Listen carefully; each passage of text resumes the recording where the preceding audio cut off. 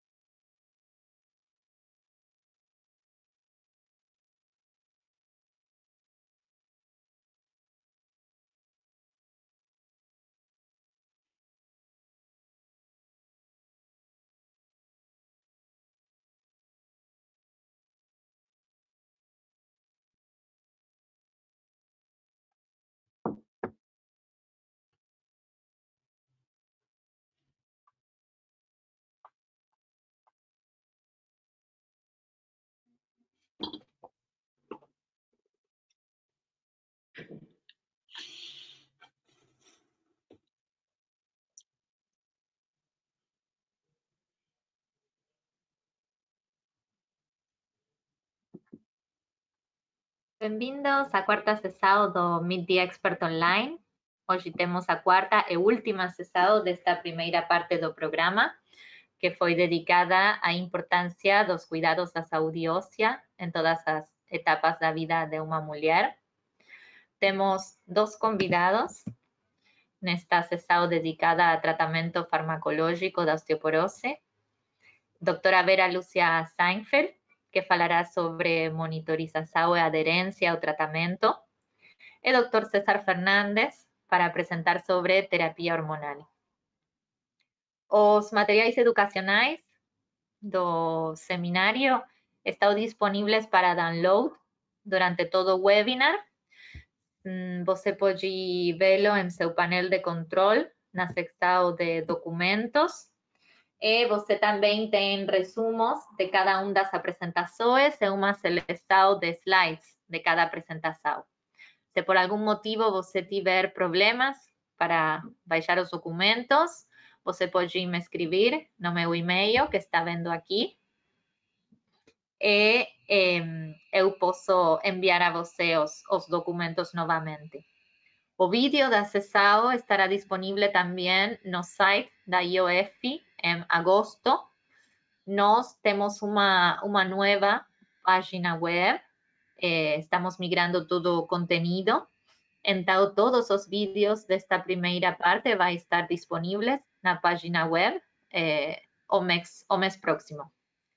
Antes de começar com as duas apresentações, lembro a você que as perguntas serão feitas no final.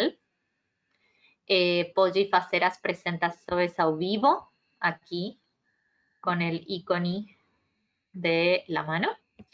E, se não, você pode fazer as perguntas pelo bate-papo. Eu vou enviar as perguntas aos apresentadores, eles vão lê-las em voz alta para todo o público e responder. Aqui você pode ver um gráfico como seu painel de controle. Aqui você tem para descargar os documentos. Vamos a comenzar. No, la próxima cesao es 25, no, 27 de agosto, perdón, en portugués es 27 de agosto. Vamos a comenzar primero o seminario con...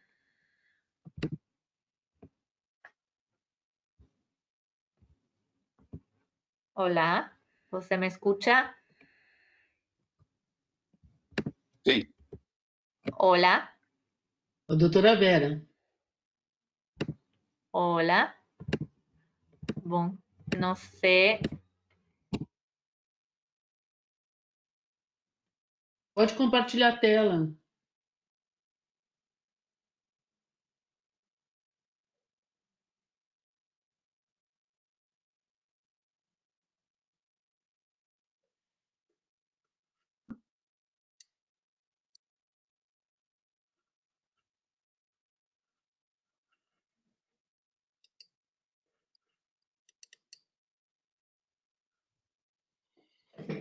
Bom, boa noite a todos. Todos me ouvem? Boa noite a todos. É um prazer muito grande estar aqui no Meet the Expert com a IOF. Agradeço a IOF a indicação do meu nome para participar desse evento e mais ainda para participar desse evento com um colega tão querido, que é um amigo, que é o César Eduardo Fernandes, que é o da ginecologia e obstetrícia. Esses são os nossos conflitos de interesse.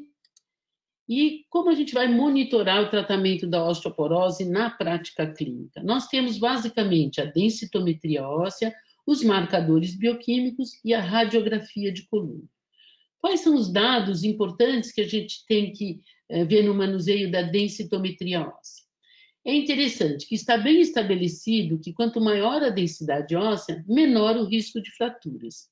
No entanto, há uma controvérsia se é necessário você ter um grande ganho de densidade óssea, e se você tiver um grande ganho de densidade óssea, isso terá uma maior redução do risco de fratura. Esse conceito ainda é um pouquinho controvertido. Se vocês observarem aqui na tela, mulheres que foram tratadas com risedronato durante 12 meses, elas tiveram um ganho de densidade óssea de 4%. No entanto, apresentaram uma redução de fraturas vertebrais na ordem de 65%.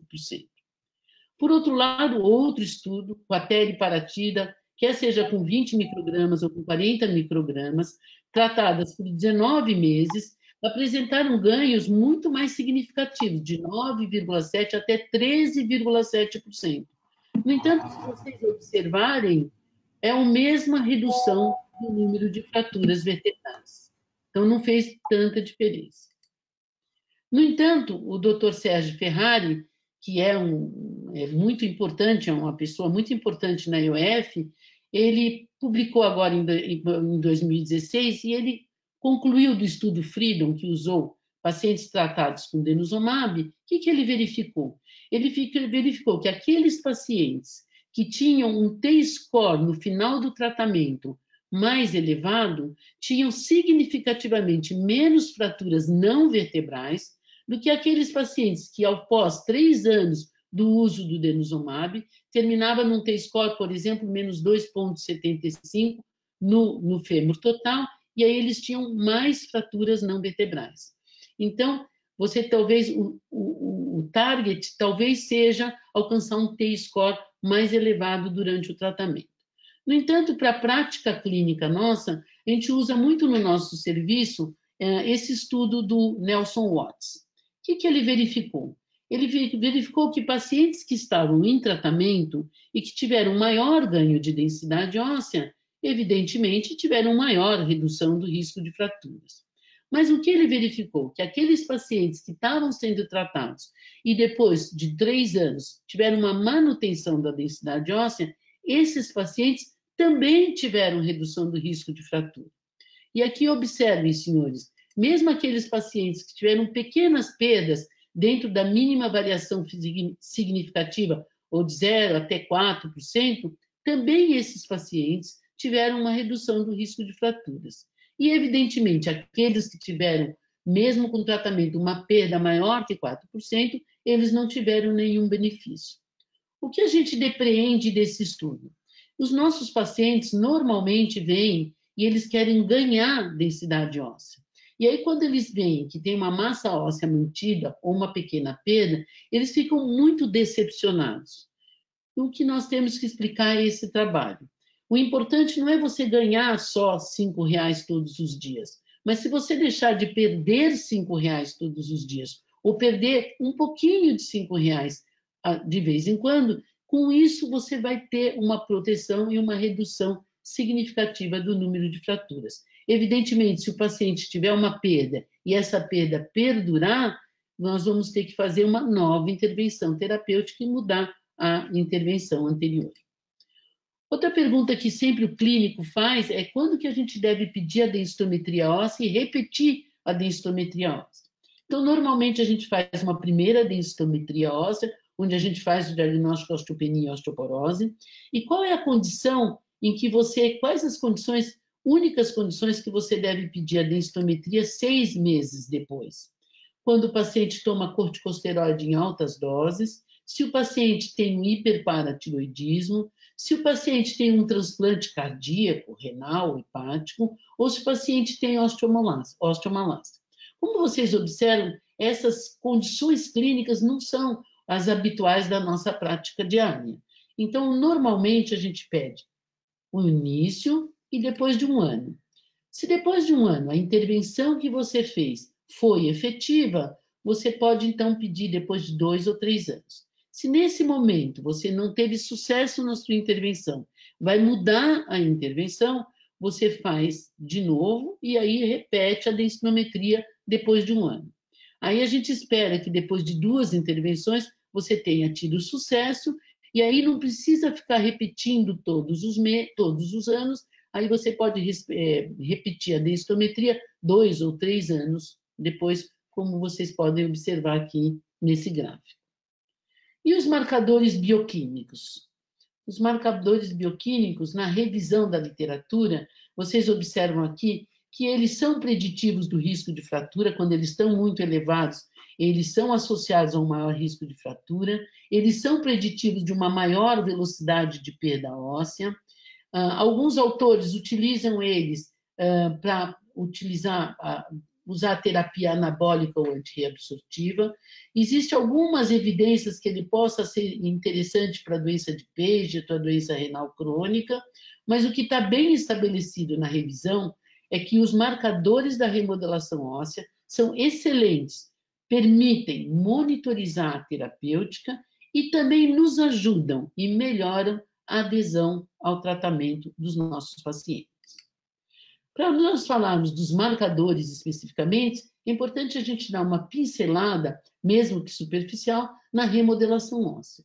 Se vocês observarem aqui, a remodelação óssea, ela tem uma fase quiescente, aí ela é ativada, e essa ativação é feita pelos osteoclastos.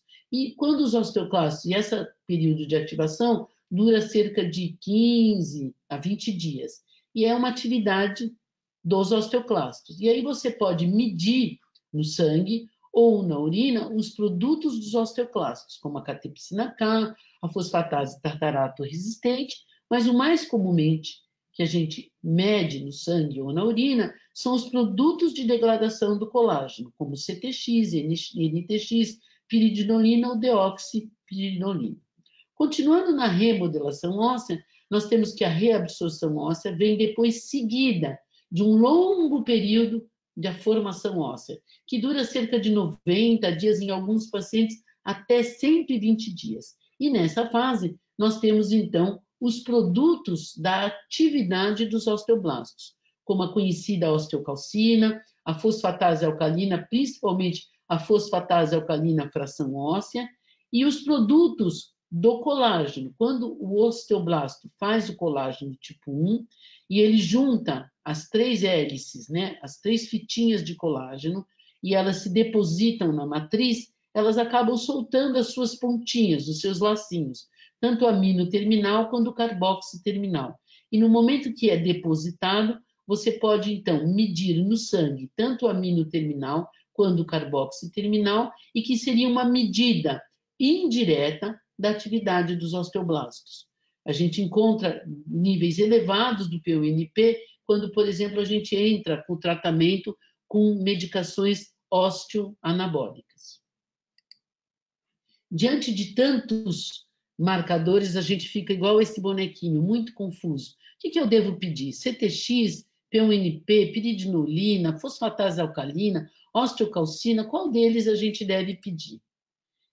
Felizmente, em 2011, a IOF determinou que o melhor marcador de formação é o P1NP sérico e o melhor marcador da reabsorção é o CTX sérico, como vocês observam aqui.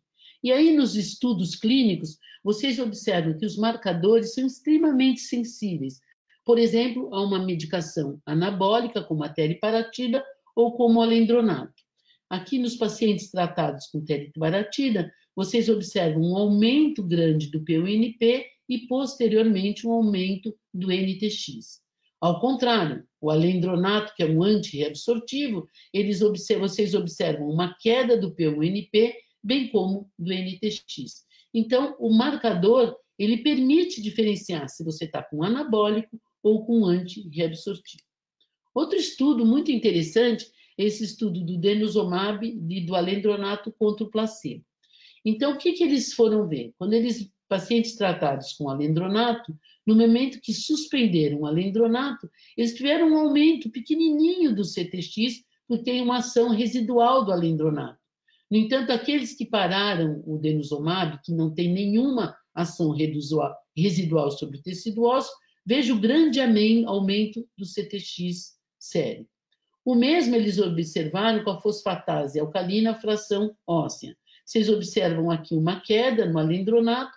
Quando foi suspensa a medicação, houve uma subida, mas com o denosumab, no momento que parou o denosumab, houve uma subida abrupta da fosfatase alcalina fração óssea, mostrando que, então, os marcadores da formação e da reabsorção têm comportamentos diferentes, dependendo da medicação, e podem nos ajudar se os pacientes estão tomando ou se estão respondendo bem à medicação.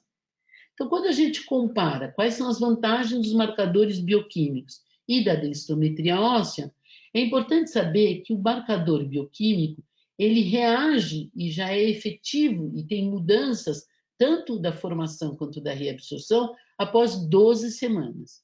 Então, é interessante, no momento que você entra com uma medicação para a osteoporose, que já a adesão é bastante difícil, que você peça um marcador bioquímico para que daqui a 3 meses.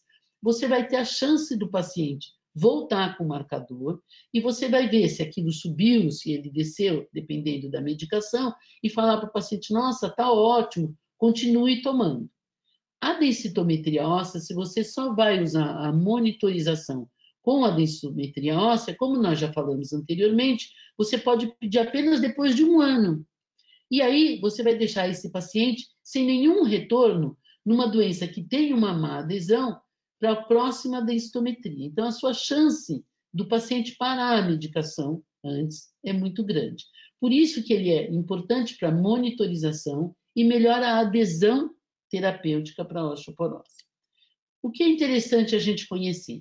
Que a diminuição dos marcadores é grande no caso, por exemplo, dos bisossonatos ou do denosumab. Os marcadores diminuem cerca de 50%, enquanto que o aumento da densidade óssea é modesto, é cerca de 5%, 6%, dependendo da medicação. Mas não importa isso. O que a gente tem que entender é que tanto a diminuição quanto o aumento da densidade óssea acaba revertendo numa redução ao redor de 65% no número de fraturas vertebrais. E a radiografia de coluna, né? A densitometria óssea quase que tirou o papel da radiografia de coluna. Quando que a gente deveria pedir a radiografia de coluna? É importante a gente lembrar que as fraturas de punho, de quadril, de antebraço, elas são extremamente sintomáticas e os nossos pacientes acabam indo a um pronto-socorro de ortopedia e é uma coisa muito evidente. No entanto, a fratura de coluna, as fraturas vertebrais, é importante a gente lembrar que elas são assintomáticas em 70% dos casos. Elas são só sintomáticas com dor aguda em 30% dos casos. caracteriza-se por uma dor sem irradiação para os membros inferiores. Cada vértebra quebrada, você perde 1 centímetro de altura, ou seja, um paciente com uma osteoporose grave pode ter até 15 centímetros de perda de altura, e é também responsável pelas alterações esqueléticas que caracterizam o paciente com osteoporose, como a acentuação da cifose dorsal, a hiperlordose cervical e a retificação da lordose lombar, e aquela famosa corcunda que é chamada nos pacientes com osteoporose como corcunda da viúva. Então, quando que a gente deve pedir o raio-x de coluna dorsal e lombo sacral? Então, é a radiografia de coluna dorsal frente e perfil e lombo sacral lombar de frente e perfil. Todos os planos de saúde cobrem e também pelo SUS. E aí você vai procurar as alterações vertebrais, como essas daqui, compatíveis com fraturas de vertebrais. Lembrando que podem ser, mesmo uma fratura parecida com essa, pode ser também assintomática. Quando que a gente vai fazer essa radiografia? No início, antes do tratamento, pois às vezes a gente está frente a um paciente com uma osteopenia, só que se ele tiver fraturas, o tratamento vai ser muito mais agressivo do que se ele tiver osteopenia e nenhuma história de fratura. Repetir a cada 2 anos, e se o paciente se queixar de dores, de queda, de alguma outra alteração, evidentemente a gente volta a pedir a radiografia de coluna e a radiografia de coluna lombar. O que é o famoso VFA, Vertebral Fracture Assessment? O Vertebral Fracture Assessment é um termo correto que descreve uma imagem densitométrica da coluna realizada com o propósito de detectar fraturas vertebrais. Em outras palavras, o que é o VFA? Ele é um programa de software que você põe na densitometria e no momento que você faz a densitometria da coluna e do fêmur, alguns aparelhos mexem o braço, outros você põe o paciente em perfil e ele permite esse software, a partir da densitometria, imagens parecidas com a da radiologia, como essas que você observa aqui, e aí você pode, então, identificar as alterações das fraturas. Esse software está disponível tanto para o GE lunar, que aparece com essa imagem, como para o Hologic, que aparece com essa imagem. É interessante porque você não submete o paciente à radiação. No entanto, é um método que não está tão difundido ainda no país, está nas universidades e tem sido mais utilizado no momento aqui no Brasil, mais para pesquisa do que para a prática clínica diária. Quando que você vai considerar, durante a evolução do tratamento, se você precisa pedir uma tomografia, deixa eu ver aqui, se você precisa pedir uma tomografia ou se você precisa pedir uma ressonância. Ora, se você tem uma dúvida se aquilo é uma fratura ou não, se você está considerando fazer uma cifroplastia, uma vertebroplastia, se você não está tranquilo com aquela fratura e pensa realmente que possa ser um carcinoma metastático, e considerar a ressonância também para ver se tem alguma fratura para trás, algum desvio posterior. E aí são casos que, quando você começa a perceber que aquela sua fratura vertebral não está melhorando, está tendo outros avisos que pode ser não só uma simples fratura vertebral. E aí você pediria, através da ressonância, você pode ver uma metástase óssea, um mieloma múltiplo, que é o principal diagnóstico diferencial das fraturas, e uma fratura por osteoporose. Então, para concluir hoje a nossa exposição sobre monitorização terapêutica, nós queremos então frisar que a densitometria óssea, mesmo que tenha uma manutenção da massa óssea, ou até mesmo uma pequena perda, ela reflete uma redução de fraturas. Não é necessário mudar a medicação. O que é necessário é tranquilizar os nossos pacientes. Os principais marcadores bioquímicos para marcar a formação e a reabsorção é o P1NP e o CTX-série. E por que é importante realizar a radiografia de coluna? Porque é muito importante fazer a investigação ativa da fratura vertebral, visto que ela, em 70% dos casos, é assintomática. O paciente sente apenas uma dorzinha, toma um analgésico e não percebe que tem uma ou até 2 fraturas vertebrais. Era isso que nós tínhamos para falar. Obrigada. Obrigada, Vera, pela sua apresentação. Perdão, mas eu tive um problema de conexão. Não sei se você se apresentou, Vera, mas a doutora Vera Stenfeld é professora adjunta da disciplina de reumatologia da Unifesp, Escola Paulista de Medicina, membro do Comitê de Osteoporose da FEBRASCO e Secretaria da Abraço. Obrigada, doutora Stenfeld. Agora vou dar a possibilidade ao doutor César Fernandes de compartilhar sua tela. O doutor é professor titular de ginecologia da Faculdade de Medicina e diretor científico da FEBRASGO, a Federação Brasileira de Associações de Ginecologia e Obstetrícia. Bem-vindo, doutor Fernandes. Boa noite a todos. Deixa eu acertar aqui a minha... Exato. Boa noite a todos. Quero agradecer inicialmente a doutora Vitória pelo convite. Em nome da doutora Vitória, agradeço a IOF e estendo meus agradecimentos também a Abraço e a FEBRASGO, que são apoiadoras desse evento. Quero dizer também da enorme satisfação de estar com a doutora Vera. Tenho na doutora Vera uma amiga bastante querida, já de algum tempo, e tenho pela doutora Vera profunda admiração que todos vocês puderam constatar por essa apresentação bastante clara, né? Bastante assertiva, com um aspecto prático interessante para qualquer um de nós, independente das nossas especialidades, para monitorar os tratamentos. Uma apresentação rica, assertiva e prática, pelo qual já parabenizo a doutora Vera.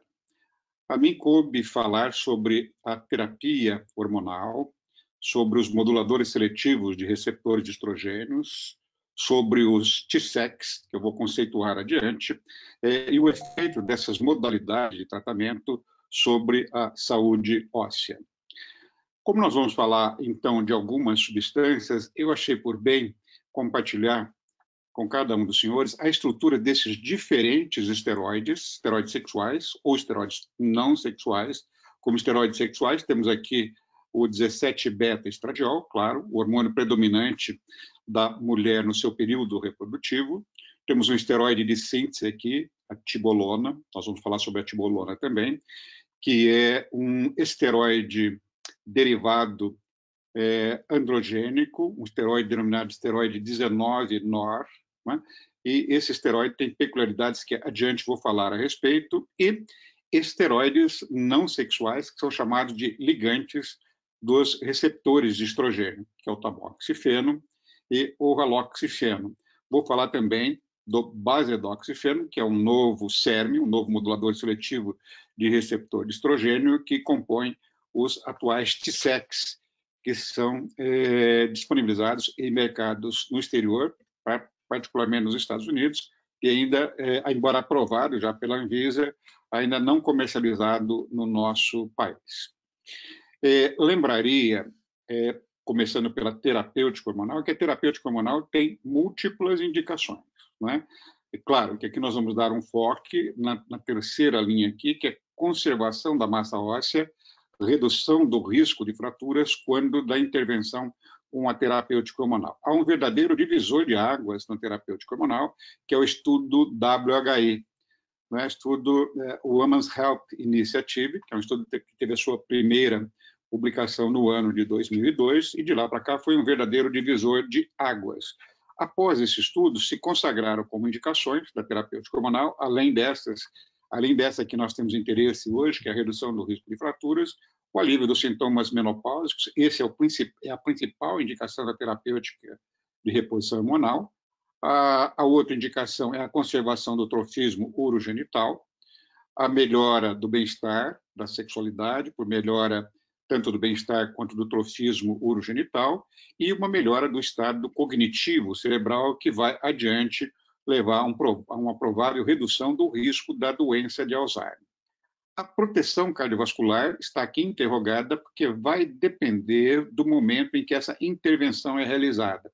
Não é motivo para a nossa discussão aqui, mas posso antecipar que, se a terapêutica de reposição hormonal for iniciada precocemente, ou seja, tão logo tenhamos indícios do hipoestrogenismo perimenopáusico ou pós-menopáusico inicial, a terapêutica hormonal parece trazer proteção cardiovascular, enquanto se iniciada tardiamente, ao contrário, ela pode trazer danos e aumentar o risco das doenças aterotrombogênicas. Essas indicações centrais, que são as 3 primeiras, claro, elas podem promover a manutenção da qualidade de vida, porque uma mulher acometida por sintomas próprios da menopausa, como os fogachos ou sintomas correlatos, trazem grande prejuízo à qualidade de vida dessas mulheres. A terapêutica hormonal, no foco da nossa questão hoje, que é sobre a saúde óssea, é importante lembrar que quando da deficiência estrogênica, nós temos uma aceleração bastante pronunciada, especialmente nos primeiros anos de pós-menopausa, da reabsorção óssea. Há um aumento brutal da atividade osteoclástica, né? Há um recrutamento maior dos pré-osteoclastos, da formação de novos osteoclastos e, portanto, um aumento da frequência de ativação das lacunas de reabsorção, levando, nesses primeiros anos, especialmente nos primeiros 5 anos, um grande aumento da reabsorção óssea, claro, sempre acompanhada de um aumento de formação óssea, mas não de magnitude, de intensidade semelhante, fazendo com que você tenha, em cada lacuna de reabsorção, um balanço negativo de cálcio, que ao longo dos anos pós-menopáusicos, mercê da deficiência estrogênica, pode levar a um comprometimento da resistência óssea ou, no sentido oposto, a uma maior fragilidade óssea, fazendo com que aquele, por exemplo, o osso trabecular, que era denso com trabéculas íntegras, ao longo desses anos, ele possa se transformar num osso com grave comprometimento da microarquitetura e com risco aumentado de fraturas. Né? Em contrapartida, existem trabalhos, né, bastante... deixa eu voltar aqui. Trabalhos bastante antigos já. Esse trabalho é um trabalho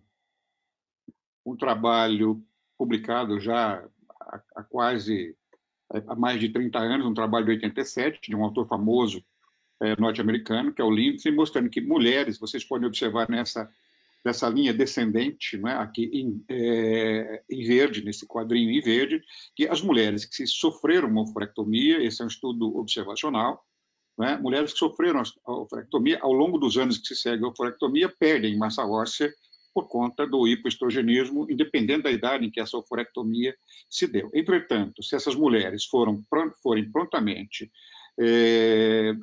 tratadas com reposição hormonal, elas conseguem manter a massa óssea no mesmo patamar em que elas estavam antes da oforectomia. Se iniciadas tardiamente, depois de 3 ou de 6 meses, essas mulheres ainda podem ganhar um pouco de massa óssea, mas jamais voltam aos patamares iniciais, ainda que conservem a massa óssea nos patamares em que se encontram quando no início da terapêutica hormonal. Isso nos leva a uma conclusão muito clara desse antigo trabalho de que existe um momento muito apropriado para iniciar a terapêutica hormonal, que é justamente no período da perimenopausa ou nos primeiros anos de pós-menopausa, o que se convencionou chamar de janela de oportunidade, e, de resto, isso vale também para o alívio dos sintomas, para a conservação do trofismo urogenital. A terapêutica hormonal ela deve ser iniciada tão logo tenhamos indício de hipoestrogenismo.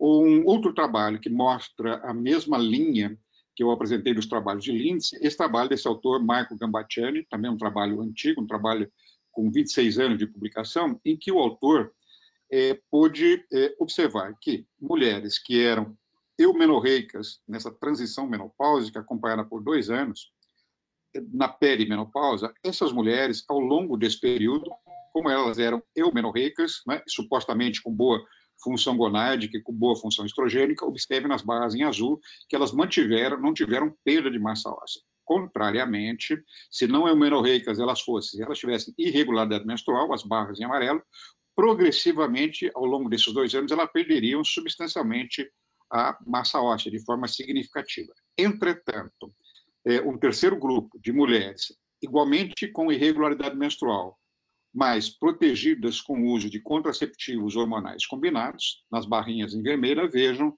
que os contraceptivos hormonais, mesmo em pacientes com irregularidade menstrual, com suposta deficiência estrogênica, se suplementadas fossem, no caso aqui com contraceptivos hormonais combinados, elas conseguiam manter a massa óssea, mostrando a contrapartida de que, se hipoestrogenismo leva à perda de massa óssea, o tratamento com estrogênio nessas mulheres com deficiência estrogênica pode ajudar a manter, a preservar a densidade óssea e a microarquitetura óssea. O estudo do WHI mostrou claramente que mulheres que recebem a terapêutica hormonal combinada, estrogênios e progestagênios, elas têm uma redução de fraturas do quadril, de fraturas vertebrais, no período em que esse estudo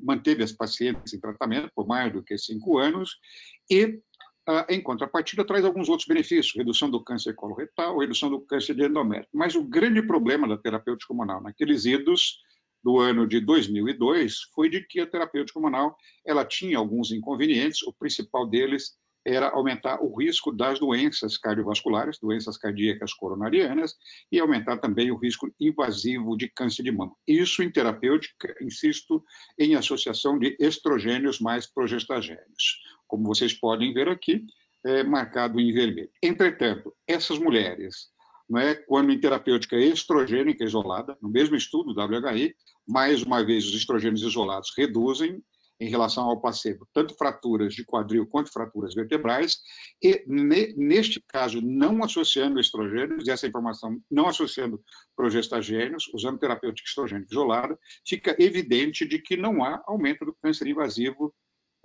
de mama e tampouco de doenças cardiovasculares, deixando claro de que os progestagênios, que são usados para proteção endometrial, no caso das mamas, eles são danosos, porque se a mulher usar terapêutica estrogênica isolada, não conta com esse risco aumentado para o câncer de mama. Isso, então, é um resumo dos efeitos da terapêutica hormonal sobre o osso e dos efeitos não ósseos da terapêutica de reposição hormonal.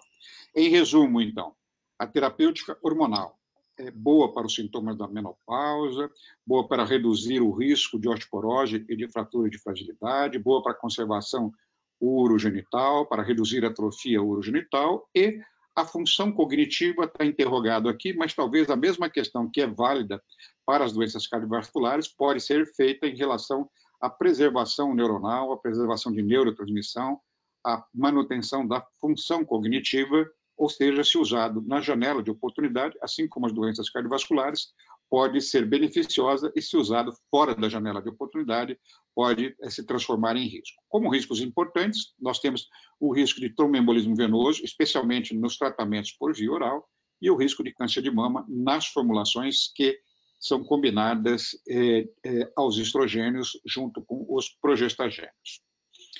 Em relação à tibolona, então, é um esteroide, derivado de androgênios, é um esteroide 19-nor, e ele, na sua metabolização hepática, esse esteroide, ele tem efeitos tanto estrogênicos, nos seus metabólicos, quanto progestagênicos, quanto androgênicos.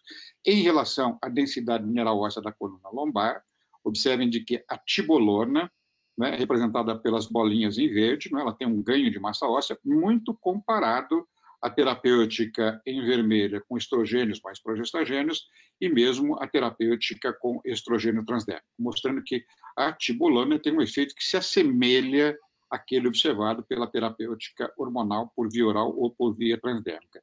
Isso em relação à coluna vertebral, como eu acabei de demonstrar, e extensivo também ao colo do fêmur, onde nós vemos o mesmo resultado em relação à densidade mineral óssea, aqui no caso no colo do fêmur. Isso resulta, quando se vai aferir desfechos clínicos, num estudo de intervenção, conhecido como estudo LIFT, que é um estudo de longo tempo de intervenção para se verificar fraturas com o uso de tibolona. Observe que, comparado com placebo, a tibolona tem uma redução do risco de fraturas vertebrais e de fraturas não vertebrais. Acreditava-se no passado de que a tibolona pudesse ter um efeito favorável em relação aos estrogênios, em relação a estrogênios e progestagênios, em relação ao risco para câncer de mama. Entretanto, isso não se confirmou num estudo que se fez, chamado de Liberate, onde não se mostrou redução do risco de câncer de mama pela tibolona, mostrando que a tibolona tem igual risco para câncer de mama em relação à terapêutica estroprogestativa. Agora, em relação às substâncias que são ligantes de estrogênios ou os Selective Estrogen Receptor Modulators ou moduladores seletivos de receptor de estrogênio. Então, comparem, por exemplo, aqui o estradiol, a molécula do estradiol, e observem a semelhança da estrutura molecular do raloxifeno e de outros SERMs mais antigos, como é o tamoxifeno, usado para tratar câncer de mama com receptor positivo de estrogênio, o toramifeno, o primeiro dos esteroides sexuais usados inicialmente para a indução da ovulação, o clomifeno, até hoje um bom fármaco para a indução da ovulação, enquanto que o raloxifeno, o tamoxifeno e o basedoxifeno, ele tem efeitos agonistas em alguns tecidos e antagonistas em outros. O raloxifeno e o basedoxifeno têm efeitos agonistas ósseos, mas têm efeitos, importantes que se diga, antagonistas em relação à mama. E, nesse sentido, tendo um diferencial para aquelas pacientes que precisam usar esses fármacos para a conservação da massa óssea e redução do risco de fraturas, mas não querem, por conta da terapêutica estrogênica, agregar nenhum risco para o câncer de mama. Em outras palavras, esses moduladores tiveram indicação e aprovação, como nós vamos ver, regulatória, para o seu uso para reduzir o risco de fraturas, no caso do raloxifeno, como veremos adiante, risco de fraturas vertebrais, não aprovado para redução de fraturas não vertebrais, mas com uma vantagem sobre o câncer de mama em comparação à terapêutica estroprogestativa e também sem efeito endometrial, coisa que não acontece se você usar o estradiol isoladamente, sem progestagênios. Nesse caso, os pacientes ficariam com risco aumentado para câncer de mama ao longo dos anos de tratamento. Apenas para mostrar de que há uma semelhança estrutural entre as moléculas, né? E, portanto, tanto o raloxifeno quanto o estradiol podem ser reconhecidos pelo receptor. Lembrando que o raloxifeno não é um hormônio, é uma substância de síntese que se liga ao receptor estrogênico de uma forma diferente, embora o receptor seja o mesmo, a ligação é diferente, e ela induz no complexo receptor-ligante uma mudança conformacional específica que vai levar a respostas desse complexo diferente daquelas induzidas pelos estrogênios e, portanto, com diferentes atividades biológicas dependendo do tecido do órgão-alvo. Importante dizer que o raloxifeno, diferente, por exemplo, de um bisfosfonato, não se acumula no tecido ósseo. Lembrando, então, em relação a osso, útero, cérebro, e aqui o efeito cerebral nos interessa especificamente sobre os sintomas vasomotores e sobre a mama. Os estrogênios, o estradiol, tem efeito agonista sobre o osso, estimula o endométrio, podendo levar à hiperplasia e proliferação endometrial, tem um efeito notável sobre a redução dos sintomas vasomotores e tem o efeito de estimular a célula epitelial mamária e, portanto, pode ser relacionado, especialmente se adicionado de progestagênios, a um risco do câncer de mama. Vamos pegar aqui o raloxifeno, né? Tem um efeito agonista sobre o osso, não parece ser de mesma magnitude esse efeito sobre o osso do que os estrogênios, mas não atua sobre o útero, não reduz os sintomas vasomotores, ao contrário, algumas pacientes podem até incrementar ou passar a ter sintomas vasomotores, ainda que não os tivessem antes de iniciar o raloxifeno, mas tem a grande vantagem de não atuar sobre a mama. O mesmo perfil nós encontramos para o basedoxifeno, veja que os perfis são semelhantes, e os TSEX, que em verdade vou conceituar daqui a pouco, que são associações de estrogênios com SERMs, né? Eles têm um efeito positivo sobre o osso, derivado do efeito do raloxifeno ou do basedoxifeno, não tem efeito sobre o útero, mas tem um efeito favorável, desejável, sobre os sintomas vasomotores, efeito esse que nem o raloxifeno nem o basedoxifeno tem. Em contrapartida, mantém a neutralidade sobre a mama, não tem efeito proliferativo sobre a célula epitelial mamária. Dito isso, vamos ver os estudos de aprovação regulatória do raloxifeno. O estudo principal é o estudo MOR, né, que arrolou um grande número de pacientes, no subestudo 1, que é estudos de pacientes sem fraturas, no subestudo 2, de pacientes com fraturas, com uma média etária bastante avançada, né, e com um número bastante grande de anos decorridos após a menopausa. O que esses estudos mostraram?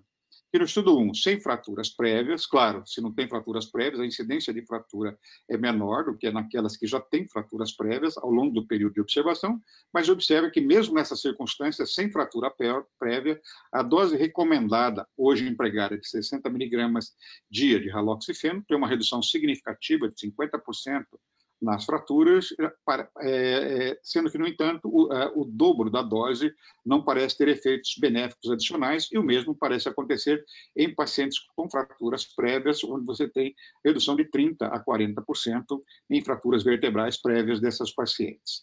Não houve, como eu já disse, redução do risco de fraturas não vertebrais. Importante dizer, foi feito um estudo comparando o tamoxifeno, que é uma substância que se usa para tratar o câncer de mama, receptor de estrogênio positivo, né, comparado com o raloxifeno em pacientes portadoras de câncer de mama, né, o estudo STAR, para observar, melhor dizendo, nas pacientes de alto risco para câncer de mama, para observar o número de casos coletados nessas pacientes de alto risco de câncer invasivo de mamas.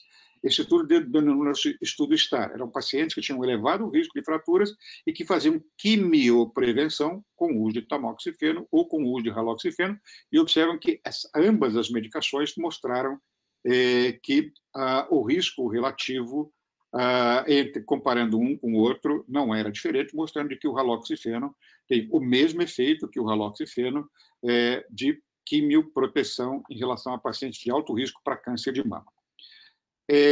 O emprego, então, agora do raloxifeno isoladamente, que é um outro SERM, comparado com o raloxifeno, né, raloxifeno em 2 doses, de 20 e 40 miligramas, raloxifeno com a dose usual, 60 miligramas de placebo. Esse estudo foi para mostrar a comparação entre o basedoxifeno e o raloxifeno, entre esses dois SERMs, em relação ao risco de fraturas vertebrais. Então, aqui tomados pacientes sem fraturas prevalentes, pacientes com fraturas prevalentes, observam vocês que o raloxifeno mostrado em azul, as 2 doses de basedoxifeno, 20 e 40 miligramas, mostrando que em pacientes sem fraturas prevalentes, você tem uma redução não significativa, quando você olha os intervalos de normalidade, mas tem uma redução significativa naquelas pacientes que têm fraturas prevalentes. Quando você soma pacientes sem fraturas prevalentes e pacientes com fraturas prevalentes, faz um agrupamento desses 2 grupos, você tem, nesses grupos, também uma redução, né, de fraturas nos grupos tratados com quaisquer um desses SERMs, no caso do basedoxifeno com as 2 doses, e também do raloxifeno comparada ao placebo. A mesma coisa, para ser breve, em relação a fraturas não vertebrais. Quero reservar meus últimos minutos para falar do TSEC. TSEC significa Tissue Selective Estrogen Complex. Então, é um complexo com estrogênios que é seletivo para os tecidos em que eles atuam. É uma combinação, então, de um SERM com um estrogênio, que se constituindo numa nova estratégia para a prevenção de perda óssea para o tratamento de sintomas climatéricos.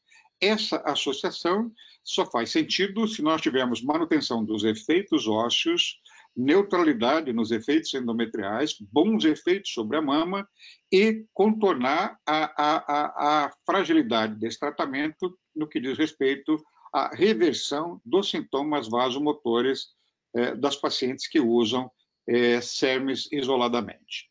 Então, observem aqui, né, a barrinha em cinza do basedoxifeno na dose de 10 miligramas, em pink de 20 miligramas e nessa cor um pouco mais escura de 40 miligramas de basedoxifeno e as variações percentuais da densidade mineral óssea da coluna lombar. O primeiro grupo essas 3 medicações foram associadas com estrogênio conjugado, 0,625. No segundo grupo, as mesmas doses dos SERMs associados a 0,45 miligramas. O quarto grupo só com raloxifeno, não associado a estrogênios conjugados equinos, e o quarto grupo placebo. Veja que o grupo placebo perdeu massa óssea, né, enquanto que os 3 grupos que usavam quaisquer um desses SERMs aqui colocados, né, do basedoxifeno, com quaisquer das dosagens empregadas, né, a dose de 10 miligramas é suficiente para levar aumento da massa óssea com 625 miligramas e mesmo com 0,45. Então, a formulação atualmente disponível para emprego farmacêutico aprovada nos Estados Unidos é a associação de 0,45 miligramas de estrogênio conjugado equino com 10 miligramas de estrogênio de basedoxifeno, que é efetivo para a conservação da densidade mineral óssea. Você tem, então, redução dos marcadores, como disse a doutora Vera, aqui do marcador de reabsorção óssea, né, na associação das 3 doses de basedoxifeno com estrogênio conjugado equino 0,625, com estrogênio 0,45, com raloxifeno, e o placebo praticamente não reduz. Mas o importante mencionar é que a dose de 10 miligramas, a dose mais baixa de basedoxifeno, é suficiente para promover essa atenuação da reabsorção óssea.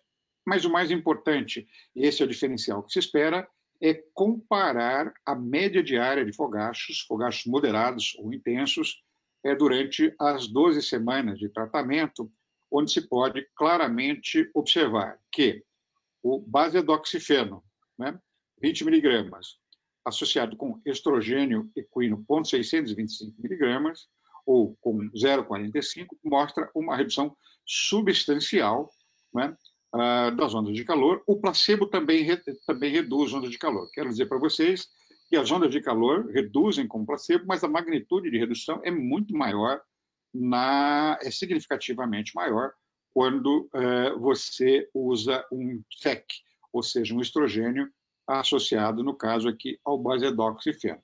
E também a redução de ondas de calor é sustentada ao longo do tempo com o TSEC, o que não acontece com o placebo, que ao longo do tempo perde essa resposta inicial de placebo.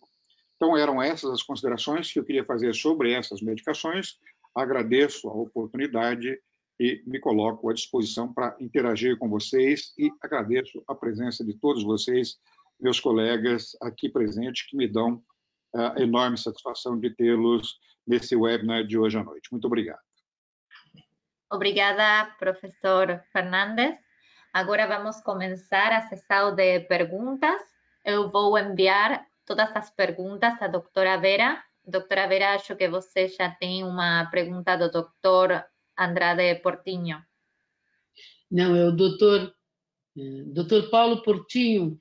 Boa Sim. noite, Paulo Portinho. Ele é muito dedicado. O Paulo Portinho é ortopedista de Brasília que está nos prestigiando, César.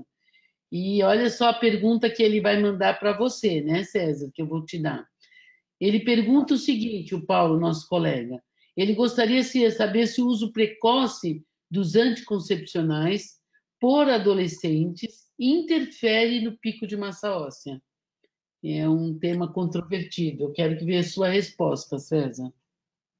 Não, perfeito. Essa pergunta é uma pergunta ela vem sempre nessas questões, né? O estado atual da arte, o estado atual de conhecimentos em relação a esse fato é que não, né? O uso precoce dos estrogênios não interfere com o pico de massa óssea que essas pacientes vão obter. E há um racional que dá suporte a essa observação. Eu lembraria para o Portinho, né? Claro que como ortopedista ele não tem a necessidade de conhecer profundamente dosagem dos anticoncepcionais, quanto de estrogênio tem no anticoncepcional, né? Mas nós, por dever de ofício, ginecologistas que somos, né? Ou pelo dever acadêmico, pela atividade docente que nós exercemos, nós sabemos que as formulações hoje que são usadas contraceptivas, que são formulações combinadas de estrogênios com progestagênios, mais das vezes carregam um estrogênio semissintético, que é o etinilestradiol. O etinilestradiol é um estrogênio que é derivado do estradiol natural, mas que recebe a contribuição de um radical que é adicionado na sua molécula estrutural, que é o etinil, né? E daí o nome etinil-estradiol. O etinil-estradiol ele tem uma potência estrogênica muito maior do que os estrogênios naturais, né? Então, a despeito dele promover uma atenuação na liberação de gonadotrofinas e um bloqueio ovárico, per si, pela própria dose de estrogênios que ele carrega, né, ele tem um efeito ósseo muito significativo. E, portanto, aquilo que se poderia imaginar, né, que a terapêutica com contraceptivos hormonais na adolescência bloqueia os ovários e, por isso, poderia levar a um prejuízo para que essa adolescente pudesse atingir o seu pico de massa óssea, né? Lembrando que as mulheres, né, por volta dos seus 20 anos de idade, já adquiriram praticamente quase toda a sua massa óssea. Pouquinho elas vão conseguir dos 20 aos 30 anos, 30 e poucos anos, quando elas atingem o pico de massa óssea. Então, seria desastroso se nós pudéssemos, com o uso do anticoncepcional, causar um prejuízo. Então, a resposta é não, pelas razões que eu considerei. Muito bem, César. Nós temos agora uma pergunta da doutora Deise Santana Filgueiras Magalhães.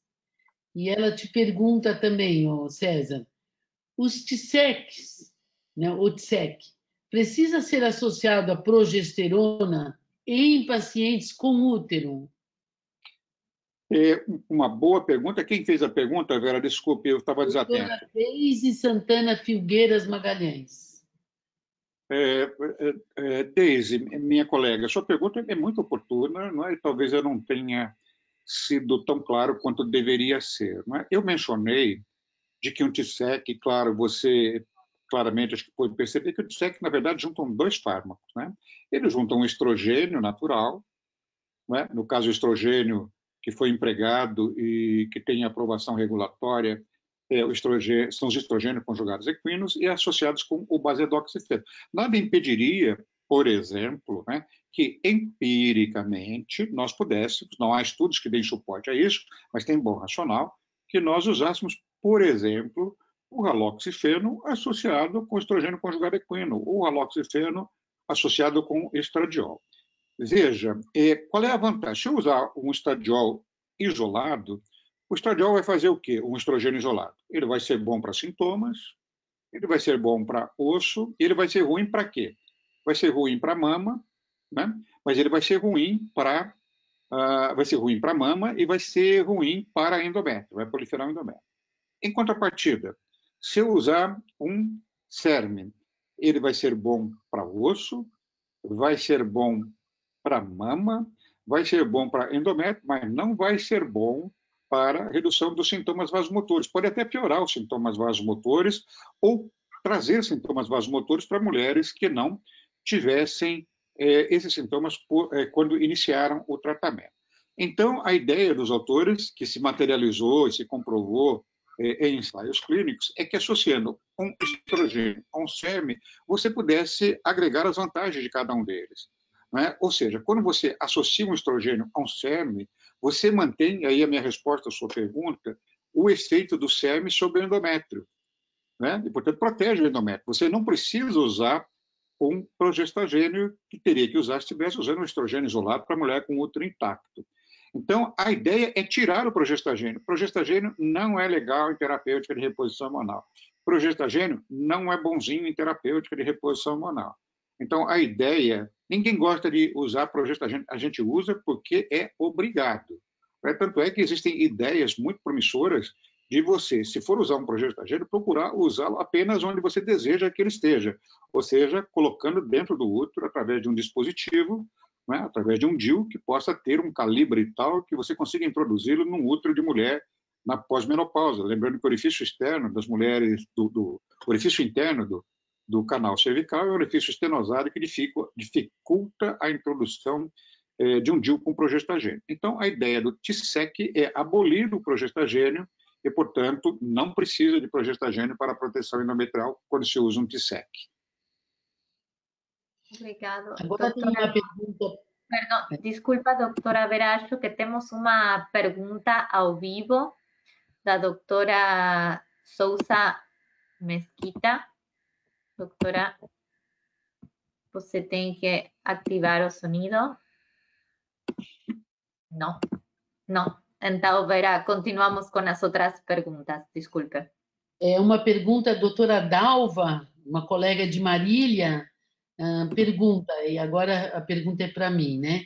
Se o uso do bisfosfonato deve ser até 5 anos e depois parar. Dalva, você tem esse conceito dos 5 anos, o seguinte, se depois de 5 anos o paciente é de baixo risco, de moderado risco, ele que era de alto risco, se ele tem um T-score no colo do fêmur ou no fêmur total, maior que menos 2,5, ou seja, como se fosse uma osteopenia, você estaria autorizado a fazer aquela famosa férias. Você poderia parar 1 ano, 2 anos, monitorizando, e se, porventura, ele vier perder na densitometria, novamente você reintroduz. Então, não tem os 5 anos. Se ele continua de alto risco, você continua a tratar, ou se você não está alcançando o objetivo, muda a medicação, tentando sempre ver o target, que a gente fala treated to target. Qual é o objetivo que a gente tem? É 1 hora parar. Se a gente não está conseguindo, mudar a medicação. Temos aqui mais uma pergunta, Fernanda Chuva. A radiografia da coluna deve ser repetida a cada 2 anos, mesmo se não houver diminuição da altura ou algum sintoma novo? Sim, Fernanda. Como a gente falou, ela é 70% assintomática. E, às vezes, a gente até observa que a densitometria está melhorando e, às vezes, está até melhorando à custa de uma fratura de vértebra. Então, você faz a cada 2 anos para ver isso, porque, às vezes, você está tratando, achando que está indo muito bem e o paciente pode estar com uma fratura sintomática. Então, independente de sintoma ou de perda da altura, a gente recomenda fazer a radiografia a cada 2, 3 anos na evolução do paciente. Temos aqui mais uma pergunta aqui na prática clínica. Adriana, nossa colega Adriana está perguntando, César. Aí posso perguntar e eu e o César respondermos, né? Na prática clínica, Adriana pergunta: qual o melhor parâmetro para considerarmos falha de tratamento?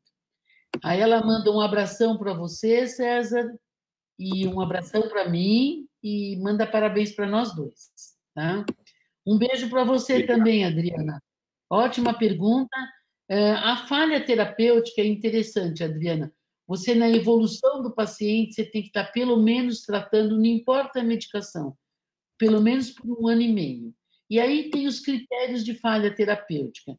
E um deles é, durante a falha terapêutica, você apresentar 2 fraturas ou mais. É importante a gente falar que esse conceito do Domingues Pérez, né? Não é apenas uma fratura, porque uma fratura poderia ser considerada falha terapêutica, mas ele recomenda pelo menos 2 fraturas.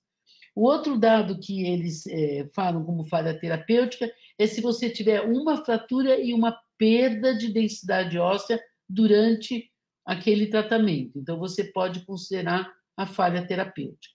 E, no final, você pode ter perda da densidade óssea e um aumento dos marcadores, se você tiver em vigência de um antirreabsortivo. E aí é falha terapêutica.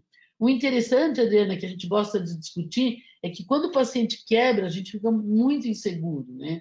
Então, o argumento que a gente tem que dar para o paciente, eu não vou mudar a medicação agora, porque pode ser que você tivesse 3, 4 fraturas. Então, e você só teve uma. Isso é umas abordagens. Mas se você observar que tem uma perda de densidade óssea também associada, você já está,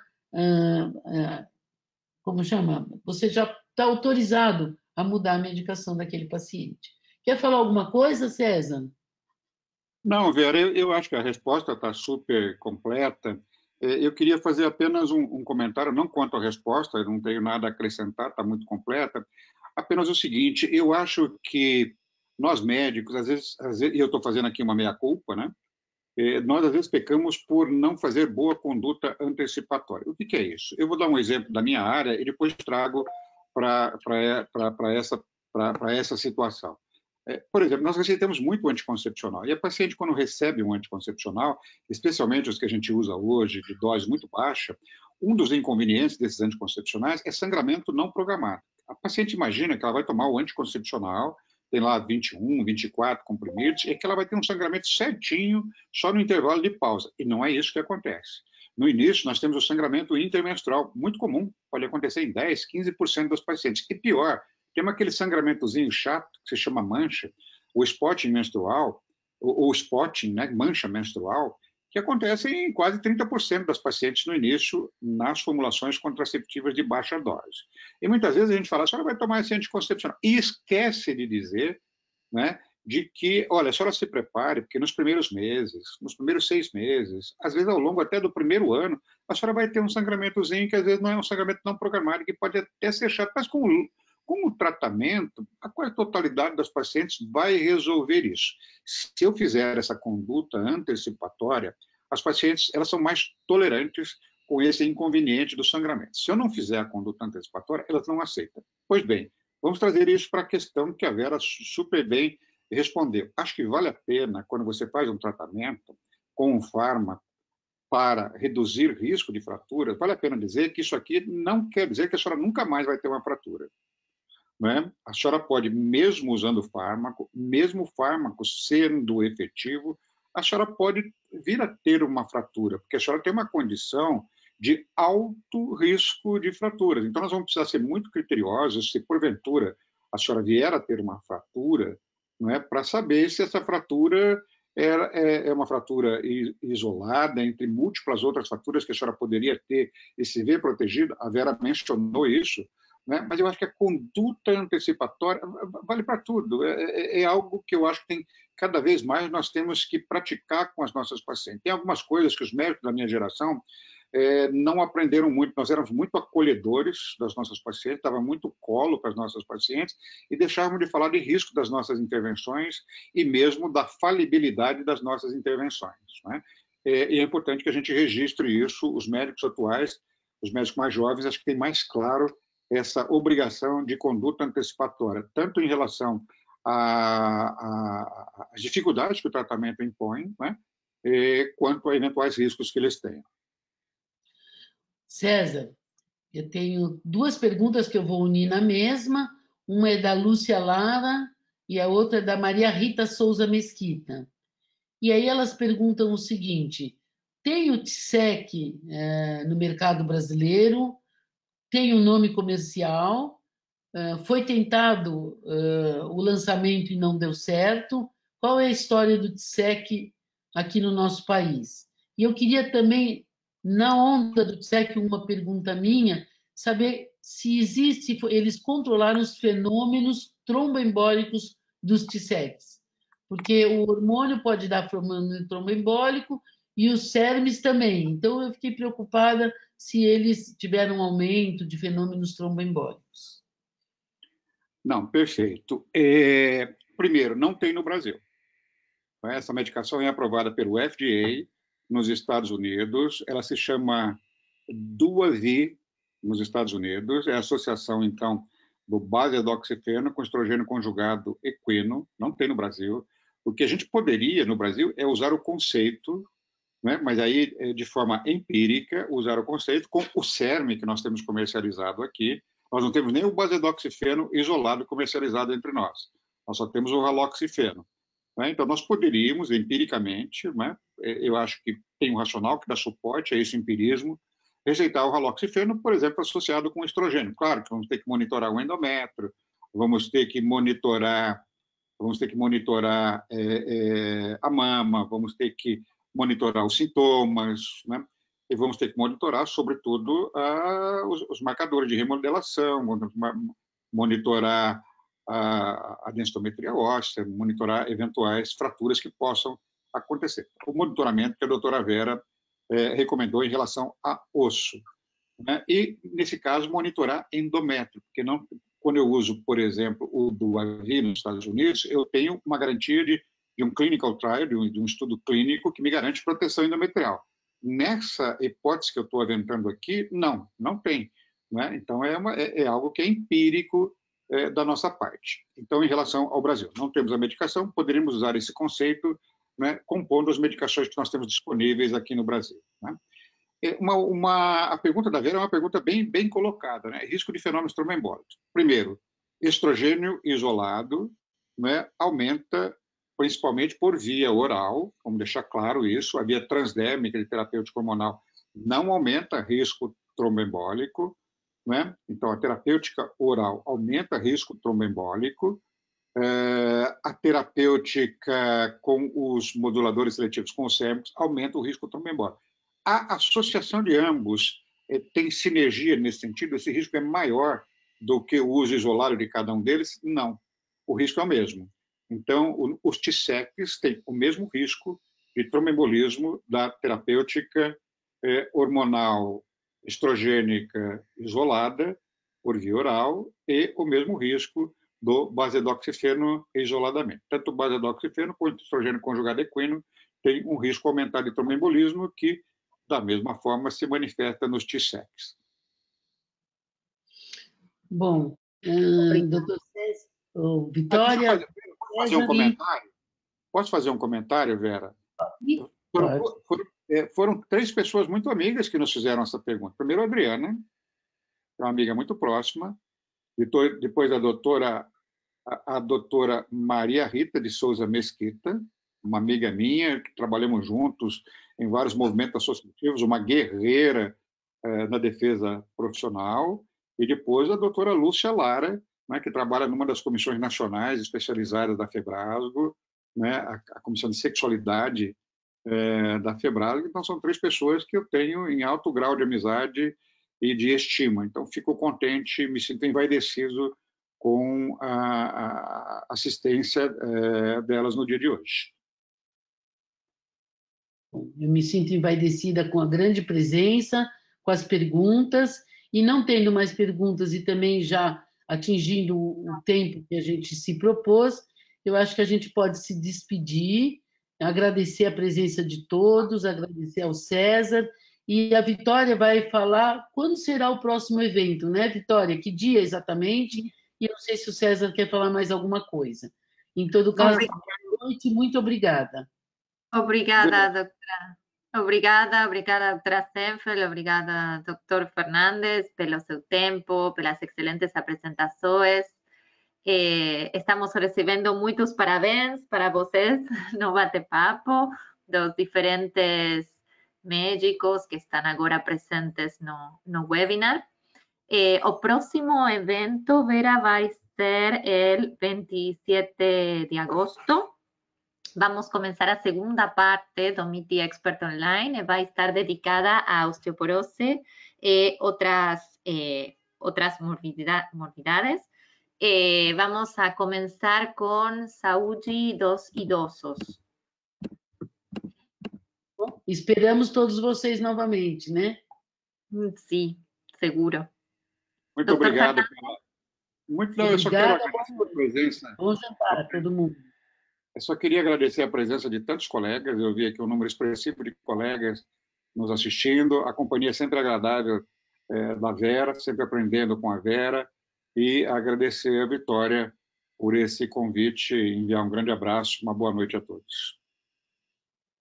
Obrigada, boa noite a todos. Tchau. Boa noite.